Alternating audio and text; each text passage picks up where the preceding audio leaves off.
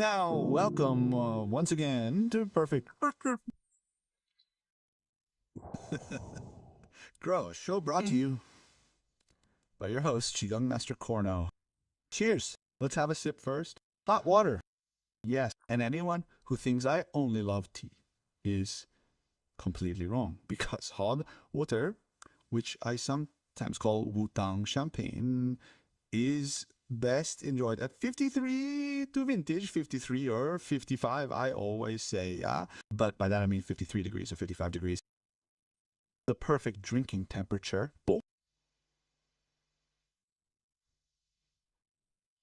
Not too hot, but nicely warming and regulating.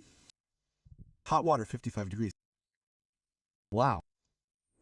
I don't need more. I was just about to say, yes, I do need more. Love, for example. A partnership would be nice again. I've been single for so long now, to be honest. In a restaurant, it's always that solitary table position directly opposite. Hello, emptiness. Tonight once more I shall enjoy a romantic dinner alongside you, my dearest void.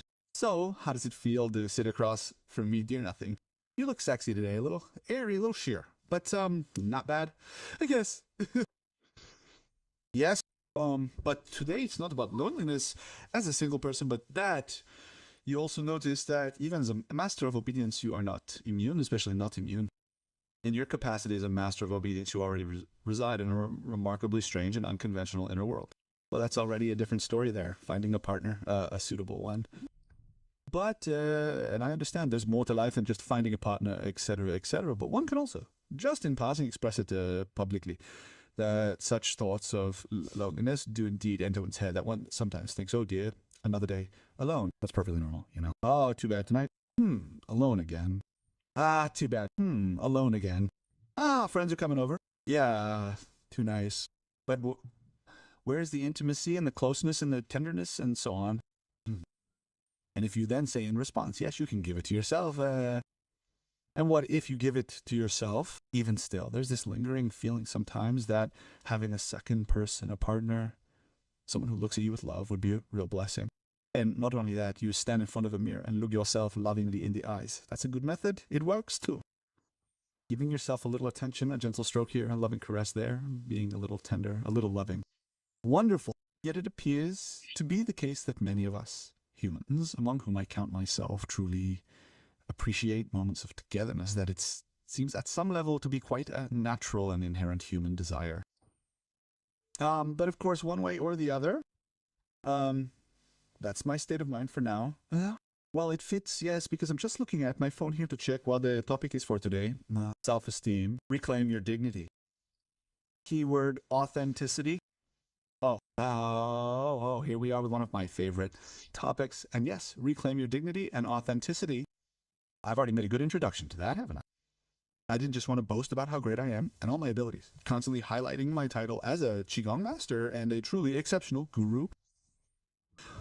No, not at all. It's about revealing what I am actually lacking myself, isn't that right? Where am I working on? What are my areas of concern on the path to self-realization? And from my perspective, that is self-realization. And not self-evaluation with a T, but self-evaluation, becoming one with oneself, transforming oneself into oneself, transforming oneself into oneself. So I hope these terms make some sense to you, because you can envision some beginners asking, yes, why on earth am I already myself, don't you think? How can I not become myself? Yes, I already am myself. The ultimate argument is always available. In essence, regardless of your behavior or identity, you remain yourself. This is undeniably true when viewed from a purely objective level. There is not a millimeter missing, not an atom missing. You are perfect just the way you are. Yet we have these relative planes where then the key term is species-appropriate self-management, my specialist word, which I have indeed coined, established, and invented. Incidentally, it has now been published in a similar form in book form, namely Species-Appropriate Nutrition. I recalled seeing it, recommended, I think, by a professor, perhaps even Professor Michelson, I'm trying to remember, who's conducted some research into the benefits of intermittent fasting. A conventional doctor who has now published Species-Appropriate Nutrition, practically half stealing the topic from me. But I've been talking about species-appropriate self-care for years. Furthermore, this includes diet. And not what one should eat, but which form of diet is well suited to your psychoneurobiological constitution. Thus, not just health-wise and organically fitting to you, but also for your heart to understand meaning, what makes your soul happy. So it's not simply a matter of you being a body that gets healthy nutrition. It should feel good too. The heart also plays a role in what you like, and that it's a much more complex story with the topic of healthy eating and how to get there. My final piece of brief advice to further enhance the value of this podcast is to undertake a trial fast, a first attempt. If you don't know it yet, then watch an information video on YouTube here on the Qigongclub. And that's what I've talked about before in a few videos. There's a small video series explaining what Shine Fasting is. There's also a course on it, a paid course from me. The link is maybe in the description below. Maybe you should take a look and see if Janine has placed one in there for you. Yeah, that pseudo-fasting in the context of nutrition is a type of reset, and it's not how you should always eat. Rather, pseudo-fasting means that for 5 days you basically only eat vegetables, and that doesn't mean you should always only eat vegetables, but as a reset. You're not completely starving, but you're optimally nourishing your body for 5 days so that it can repair and regenerate itself. So not the building processes of bodybuilding, more muscles and so on, but rather for the most part, the dismantling of blockages, congestion, organic problems, skin conditions, clarification, and so on. So basically a process of becoming less so that everything that is too much, that is a blocking that is in the way, is cleared out in 5 days.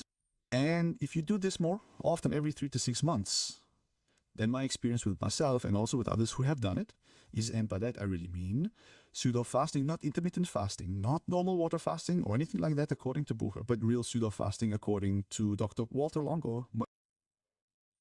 This is not a joke, I mean it seriously. 5 days, essentially consuming vegetable fries or vegetable soups, and not quite as much as desired, but view this video for the precise instructions if it interests you, or ideally opt for the pseudo-fasting course, the brief course containing all the information you require for pseudo-fasting. In my opinion, this boils down to how do I find a sense of self through my nutrition? Over this reset, after the 5 days, you then look again at what do I want to eat now? Frequently, following the 5-day period, and for a minimum of the first 2 weeks afterward, you discover that your cravings for unhealthy foods have diminished noticeably. Instead, when you're in a supermarket, you will find yourself unexpectedly drawn to the healthier options, or at least those that are reasonably healthy. You will find that you have a real desire to eat them. For most people, this changes their eating behavior unconsciously and automatically. And my recommendation would be, depending on how urgent it is for you, to practice a pseudo-fast 2 to 4 times a year for 5 days each time, and let it go the rest of the time. And then after a year or no, to see how your consumer behavior and your eating behavior have changed on their own.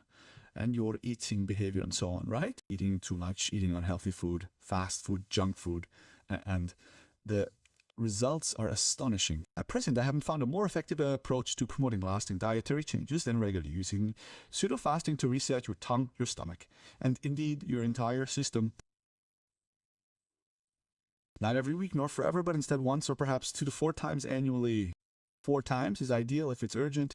If you're already reasonably healthy and don't feel a big urge, then twice a year. It makes a lasting difference to your eating habits, a change that truly sticks.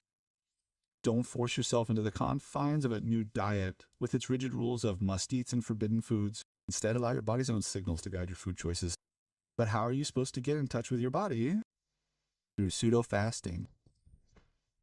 Yes, from my point of view on a nutritional level, that's a very practical way to self-evaluate so that you really find your individual diet, and that doesn't mean never eating anything unhealthy again, but rather the amount that gradually regulates itself. It's a process. Self-evaluation doesn't mean you are yourself, it means you become. And this process never stops, from my perspective. It has something to do with personal growth. And personal growth, from my perspective, is like breathing. When you stop, something inside you dies. Or you die on certain levels. When you breathe, it really does physically, but when it comes to self-realization, when you interrupt the process of maturation, of human maturation, or the process is interrupted for too long, then in my observation, something goes wrong inside, not just in me, but in all people. Well, when development stops, then certain things inevitably get lost, or they begin to accumulate. or you simply stay put, and that often has a negative effect on the entire organism.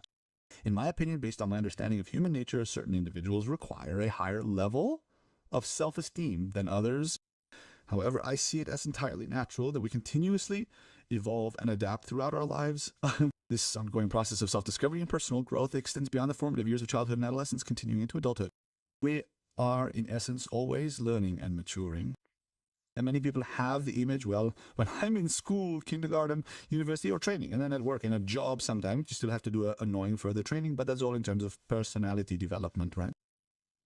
You develop significantly in your childhood. It's during these years that you learn fundamental skills such as walking and talking, as well as how to conduct yourself appropriately and achieve success in life, to perform, to contribute, and to, equally importantly, take breaks and enjoy vacations. Right, I understand that, but then I reach the age of 20 and I see myself as finished developing as a person, so there's no longer a need for that. From that point on, you simply live, and the model itself is quite acceptable. Yes, sounds plausible. Only 20 years of training, right, life training, then you simply are what you are. Stamp on it, product is finished forever. Then you realize you're older, and suddenly you can't do things like you used to when you were 40, 50, 60. And yeah, then you think, yeah, who am I now without a job, without fitness, without sexiness? Nobody turns around on the street anymore because I'm a 60-year-old woman now. And before, everyone wanted to go to bed with me. And now I realize that nobody pays attention to me on the street anymore. And before, everyone turned their heads towards me. A tough horror movie, right? It is advisable, therefore, to begin focusing on personal growth and cultivating self-worth before the onset of old age, or at the very latest, when that point is. This preparation will be invaluable in developing a new and appropriate identity as you age. Who am I now? And even so, I should be allowed to be happy and content and fulfilled, and I should still be allowed to live a healthy life. Yes, and on this path of self-discovery, the Qigongclub will be a valuable support. I, as your Qigong master, will guide you and your fellow students, sharing your interest in self-realization, will offer mutual encouragement. This ensures you won't feel alone in this journey, but rather that you are part of a community of like-minded individuals, wonderful people who, like you, recognize the crucial role self-esteem plays in a meaningful human life. And we live in a time where this is possible, where we can take this space for ourselves. And some people can take more space for themselves, others less, in my opinion. However, achieving self-realization involves a deeper understanding of oneself. It necessitates truly matters to you, your fundamental needs and your unique essence, and then consciously structuring your life to reflect this authentic self as much as is realistically achievable. Period. That's the case, even if initially you think, yes, it's nice in theory, but realistically, it's quite impossible to actually implement that. Well, that doesn't work, but that's a bit of a dreamer, right? Always saying that you should live the way you want to live. Yeah, he hasn't lived a real life yet. He hasn't had a 40-hour job yet. He hasn't had children who are small, and you can't ask yourself every day, what do I want today and what do I need? You just keep asking yourself all day long, what do my children need, right? And once they leave the house, and you've been constantly asking yourself for 15 to 20 years, what do my children need? So when those muscles inside are gone, you've lost that fundamental internal sense of self. You have no clue what you actually need. And that's what's missing. Now, I know I'm speaking out against this, and despite not having any children of my own, and maybe I sound a bit arrogant, but I have Asperger's, and what it's like is having the constant, overwhelming presence of 5 children with ADS all day long. Internally, there's intense emotional turmoil and a great deal of nervous system overstimulation. This is an ongoing condition of overstimulation and undue pressure. Just being present and living, including practicing Qi Gong and meditation, all of that is because I have a severe form of Asperger's syndrome. Now picture this, several young children, all crying incessantly all day long, each one requiring your constant attention and care. You're overwhelmed, completely unsure where to begin or where to possibly. Welcome to my life. However, that was among the key reasons which led me to realize that performing Qigong only once a day wasn't sufficient for my needs. So I have to become a master of Qigong, otherwise I won't be able to endure this life. Otherwise, I'll need a few bottles of booze every day and drink myself to death, or I'll have to accidentally have an accident so that I'm torn from life as early as possible, or something like that, because I can't stand it, because everything is too much and too bad, and nobody tells me how to deal with it. Except, why don't you go to psychotherapy, or assisted living, or something like that? Yeah, thanks for nothing. I'm still not a little kid. It's important to understand that having Asperger's syndrome doesn't automatically equate to being a poorly regulated child, completely without self-control. Self-regulation and the ability to assess oneself are fundamental aspects of survival, whether one desires it or not. And I hope you're not in such a dire situation as I am, but I think you can still benefit from these mechanisms. That as self-evaluation is something where you first, and now we're getting back to interactivity, can ask yourself at this point, what are your processes like? Your self-evaluation, your personality development. Let's not call it development. That is, development always speaks like you're not good enough and you have to become something better. That's not what it's about. It's about self-development. And in the Qigong Club, the spirit isn't. You have to develop yourself, but you don't have to do anything. Yes, you don't have to become someone else. You don't have to get healthier either. You're allowed to be exactly who you are. You have the right and the freedom to do so. Yes, well, theoretically, I really hate saying this, but as a living being, do you possess the right to kill another person? You can do that.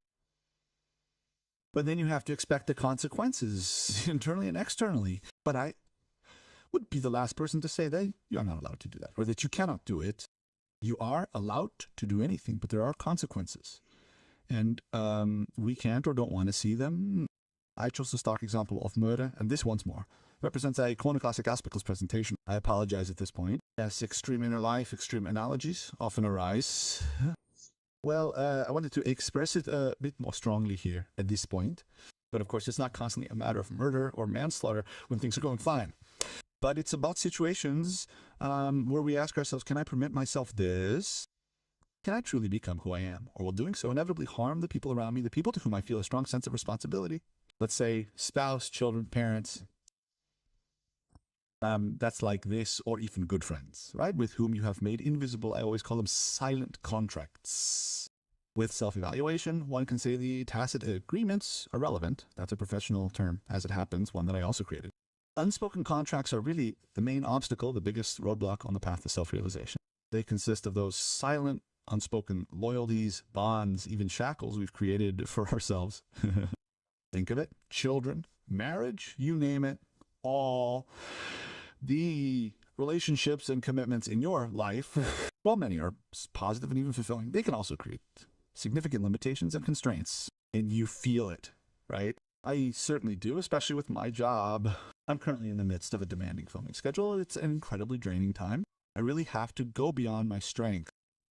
As I had just finished a trip to China, which involved attending numerous seminars and other activities, I didn't enter these filming weeks feeling vitalized and ready to tackle the task of creating videos with enthusiasm.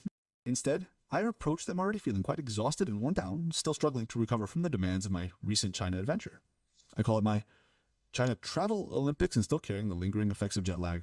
Despite having been working for weeks to restore my energy and adjust to the time difference since my return from China, my energy levels remain critically.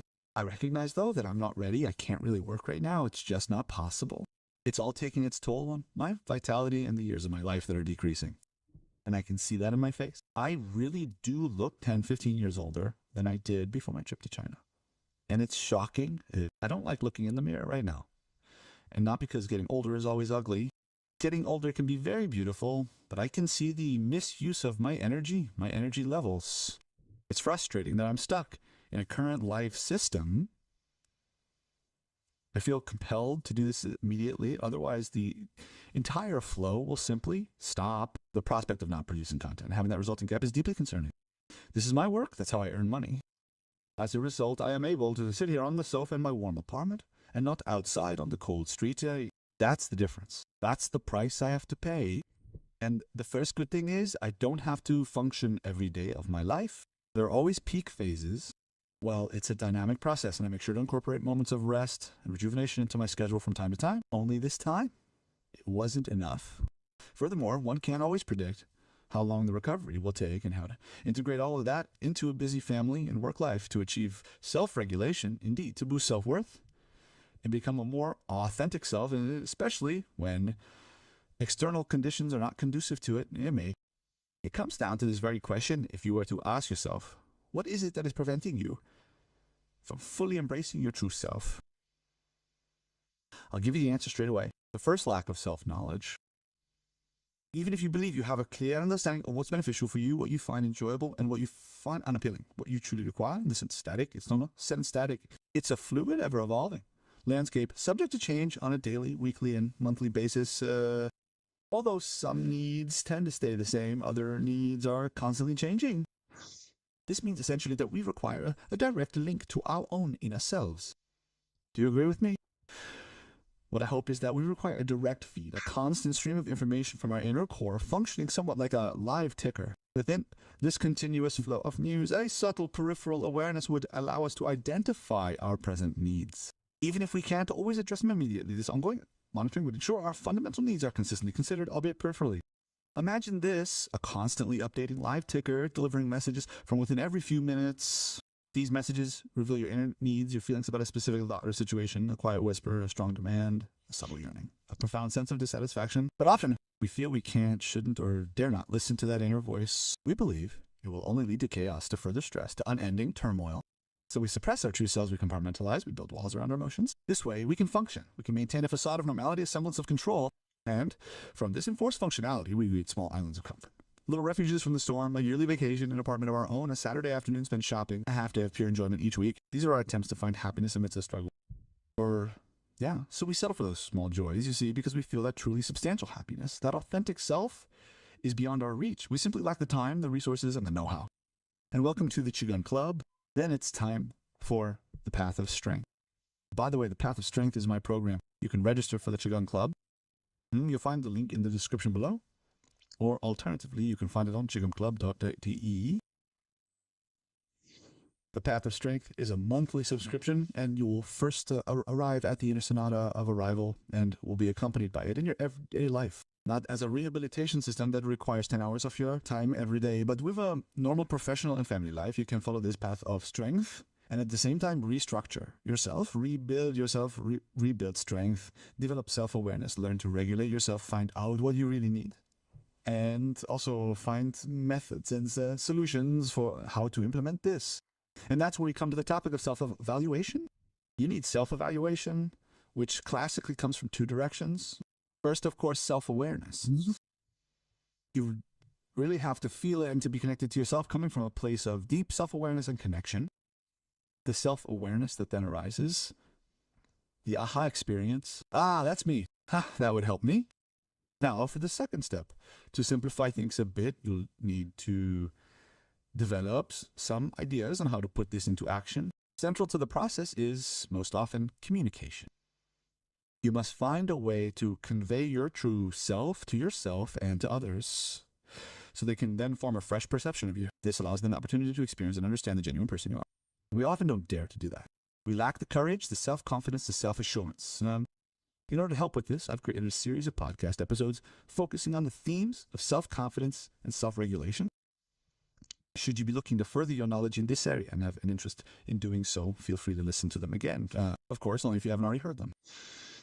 And then we come to the topic of self-esteem. And that is often when people ask, what is the reason? Our imagination often suffers due to a lack of self-awareness and a lack of original ideas. Consequently, we lack the necessary creative power. It's important to remember that this isn't a reflection of intelligence or inherent ability. Rather, it's because creative power is extremely delicate and requires careful nurturing.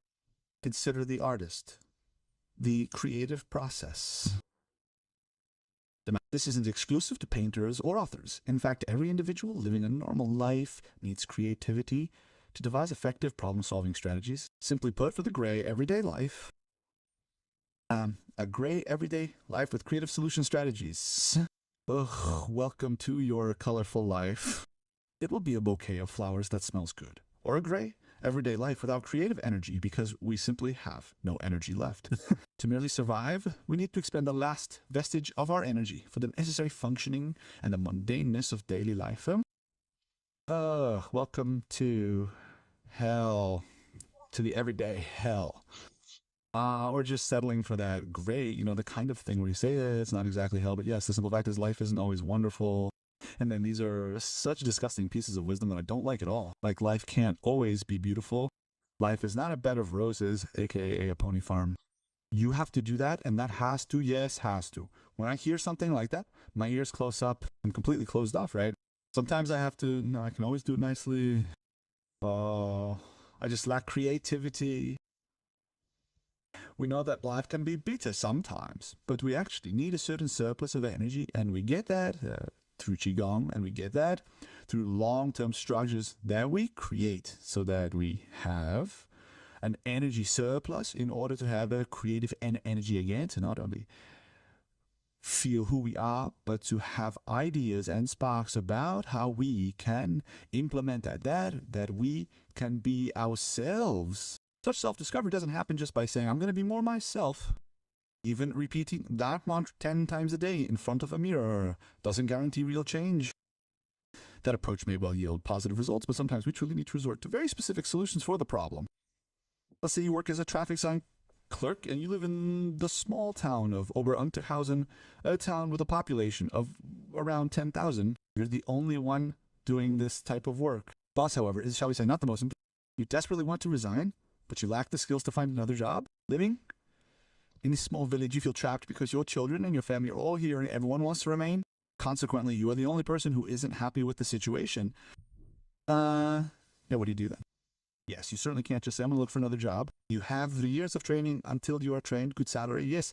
So you should work as an unskilled assistant in the cellar or something. Mm-hmm. And then what are you supposed to tell your children if you say, yes, we have to sell the house now? Now from 180 to 60 square meters, right? You won't have your own room anymore. Nope. Why? Because I want to be myself. I don't feel like it anymore. My boss is so stupid. Yeah. How are you going to sell that to your family? It's hard. It means that we must find another solution instead of simply quitting our job and looking for work as an unskilled helper elsewhere. But where is the solution supposed to come from? And as I said, I have 2 tips. The first is disorder first, self-awareness, and seeing more clearly what exactly is bothering you. At times, the difficulty isn't with the boss, but rather with the boss between the hours of 8 and 9:30 a.m. This stems from the fact that he is an alcoholic and his bad mood is persistent until he first accesses his flask in his office at 9:30 a.m. Afterwards, his behavior is usually quite manageable, as one finds upon detailed examination. Therefore, the best strategy would be to avoid interacting with your boss between 8 a.m. and 9:30 a.m. and instead wait until after 9:30 a.m., by which time he should have regained his composure and returned to his usual amiable demeanor. Wow, all of a sudden I have a fantastic relationship with my boss and he's always kind to me. This is because I don't see him during this risky period, or rather not on Fridays. On Fridays, he is already preoccupied with the weekend and I consistently approach him at the wrong time. Always on Friday, which is the day he clearly doesn't want to be approached. Nevertheless, my thought process remains, my boss is dreadful, I must quit my job. Yes, from this perspective too, you can suddenly see and observe new people in a very creative way, approach them differently and create new perspectives. And now we're on to the creative thing. The 2 really great tips and tricks for you at the end of this episode to develop creative solutions for self-development are, on the one hand, a good group with which to exchange ideas, open the discussion, put the topic on the table. Then you'll have 4 to 10 smart people around the table, for example, at our Qigongclub. After a seminar, classmates go out for dinner and stay for tea, all that. Place those problems you can't resolve on the table and ask what approaches would you take to address these challenges effectively. Pool all your brain power. Every brain on this table is needed. And let the power of collective intelligence get to work and solve my problem now. And I'm certainly not obligated to do it the way you all think I should. Nobody's forcing me, but it inspires me. And even if all your solutions are, let's say, less than ideal, perhaps a solution that really helps me will emerge overnight. That's number 1. And number 2 is, as I just said, the change of perspective, which often helps think spatially, then consider what vantage points do I typically use within the structures of my normal daily existence, Where do I sit every day? Where do I stand every day? Where do I walk every day? So could I possibly try using a different route to get to work for a week? For once, I can sit on a different chair instead of sitting at the kitchen table. Even though I have the same apartment, I see something completely different. I no longer look at the stove and the oven, but at the refrigerator and out the window. So I simply change my perspective. And, or if you're sitting on the couch in the evening, just try sitting in a different spot, not the same place where you've been sitting for the last 5 years. That affects your thought structures, and sometimes completely new ideas come to you because we've changed our spatial perspective, changed our physical perspective, and seen something different. Plus, we aren't compelled to travel to Bali afterwards, which constitutes a favorable shift in focus, aiding in clearing our minds. Or Egypt, a lovely vacation with stunning natural beauty, excellent. if the time or resources are lacking, and we find ourselves in our apartment and at the workplace, right, then why not shift your viewpoint a full 180 degrees and observe those spaces you inhabit daily, noticing elements that usually go unobserved. After that, take a look at how it affects conversations, how it affects the ideas, how it affects the people around you. I mean, whether you'll remain the same or whether you'll suddenly become a somewhat different person, acquiring a few new ideas. So, jackpot, all 9. In that sense, I would say that you have now received a few tips and suggestions on the topic of self-esteem. Go for it. Treat yourself. Believe me, you deserve this. I want to wish you all the strength you need to make this happen, and a great deal of joy in the short time you still have left with your wonderful and precious life. So see you later, and